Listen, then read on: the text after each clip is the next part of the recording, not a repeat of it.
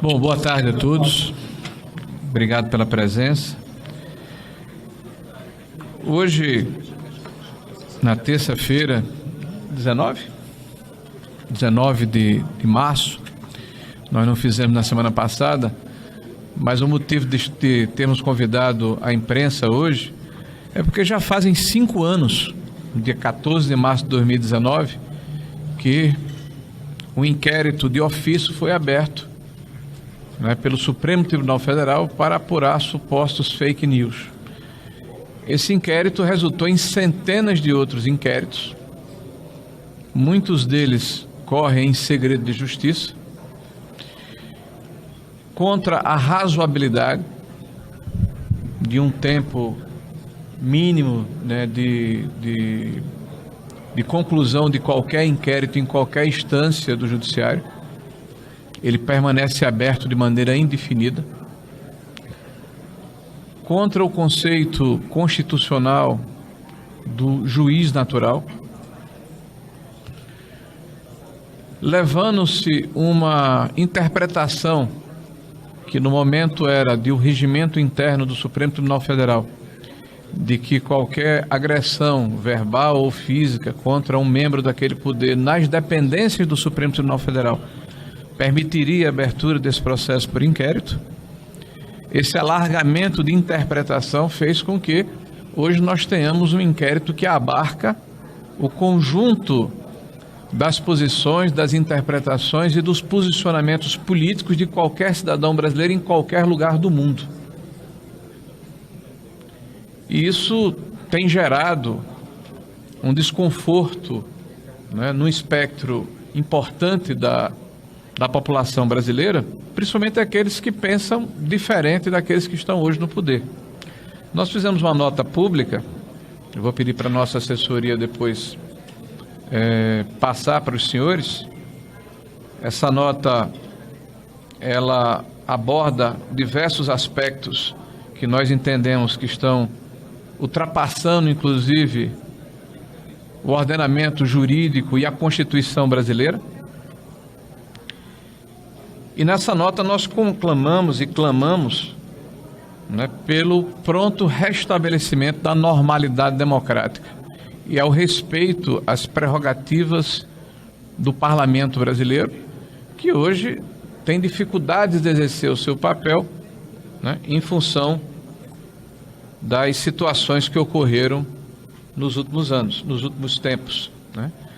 Desde buscas e apreensões feitas em gabinetes de parlamentar e residências, com suposições ou provas que, no nosso ver, são frágeis, até o cerceamento da palavra daqueles que pensam diferente, a criação de instituições que podem ser comparadas com a situação de George Orwell lá do 1984, uma espécie de Ministério da Verdade que começa pelo próprio Poder Executivo e agora vai ao Poder Judiciário, tangenciando o próprio Parlamento brasileiro, já que a 2630 não foi votada pelo Parlamento, porque o Parlamento entende que o último bastião da democracia no nosso país são as redes sociais, que conseguem ainda passar para a opinião pública um sentimento de indignação e de fiscalização de um governo que repete os mesmos métodos, as mesmas posições, com os mesmos personagens de um tempo muito recente que levou o nosso país a uma catástrofe econômica, social e política. E a nossa perplexidade como as coisas têm acontecido no país. Hoje, nós estamos aqui, uma parte importante do parlamento brasileiro, parlamentares que fazem oposição ao atual governo, ainda, né, sobre o manto da Constituição.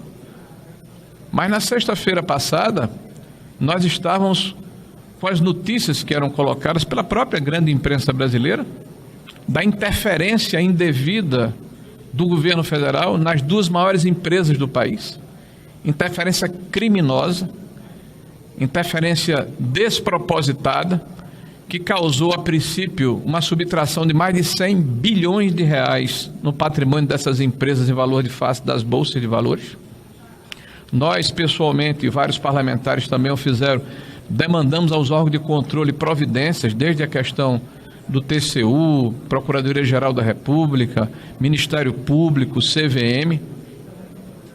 Nós tínhamos também as pesquisas de opinião que mostravam claramente que a sociedade brasileira não está comprando o desatino deste governo, uma sociedade atingida pela inflação, pela falta de segurança pública, pelas crises recorrentes de credibilidade de um governo que fala, mas não faz.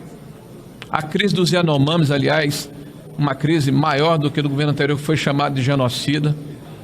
A questão da dengue, que já está com quase 2 milhões de brasileiros vitimados pela doença, com a inércia do Ministério da Saúde, que não tem a capacidade técnica de enfrentar o problema e nem tem a condição política de fazê-lo. Aliás, numa reunião de ministérios, a notícia é que a ministra, uma mulher, sai chorando, mas ninguém chama o presidente da República de machista ou de misógino. É bom saber o que foi que houve lá dentro, né? Aí, de repente, nós temos a publicidade do depoimento de 2 oficiais generais e dos outros na questão dos atos antidemocráticos, e ninguém mais fala dos problemas que afligem o Brasil.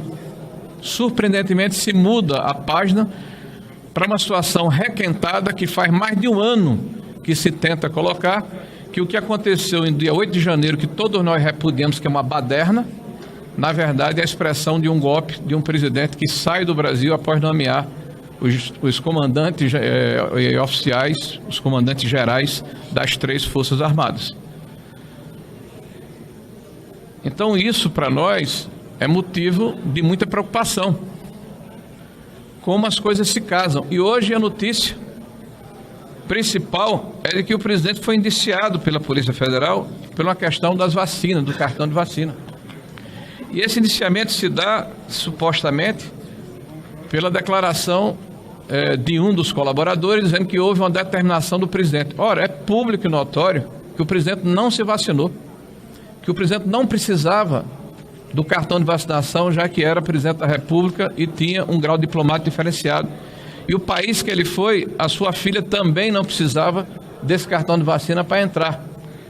Mas o mais grave são os vazamentos seletivos. Isso é que é grave. Nós estamos deliberadamente tentando destruir reputações e fazer pré-julgamentos em cima de narrativas. Eu tive o cuidado de, antes de vir para cá, às 14h48, está aqui no site do Supremo Tribunal Federal, esse inquérito continua sob sigilo, mas toda a imprensa tem acesso ao relatório da Polícia Federal. Isso tem sido recorrente. Nós temos o dever de denunciar isso. Nós queremos que o Estado de Direito seja restabelecido o devido processo legal. Não é possível imaginarmos que um país do tamanho, da dimensão, da importância do Brasil não tenha isenção num processo tão importante que julga o ex-presidente da República, que representa seguramente a metade do sentimento da população brasileira. Então hoje, nós estamos aqui para dizer que fazem 5 anos de um inquérito que a própria Constituição e o ordenamento jurídico e a razoabilidade determinam que, mesmo que tenha sido aberto com as excepcionalidades que o caracterizaram, já deveria ter sido há muito tempo extinta. E que esse inquérito, ou encerrado, gerou centenas de outros inquéritos.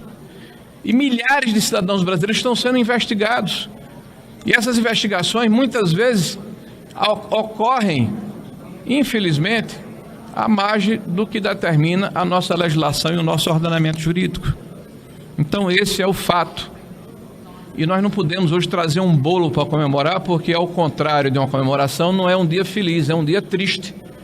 Mas é um dia também de dizer à nação brasileira que é necessário darmos a nossa palavra, que é necessário colocarmos o dedo na ferida, que é necessário dizermos que nós aqui presentes, que representamos uma parte substancial da população brasileira, mas certamente todos aqueles que acreditam no Estado de Direito, na Constituição brasileira, na democracia e na liberdade, de que ninguém está acima da lei.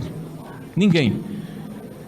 Mas que a lei tem que ter razoabilidade, mas que a lei tem que atingir a todos da mesma forma e que a lei ela precisa ser cumprida de acordo com o que reza a Constituição e não a conveniência e não o partidarismo e não os pré-julgamentos que estão acontecendo no nosso país.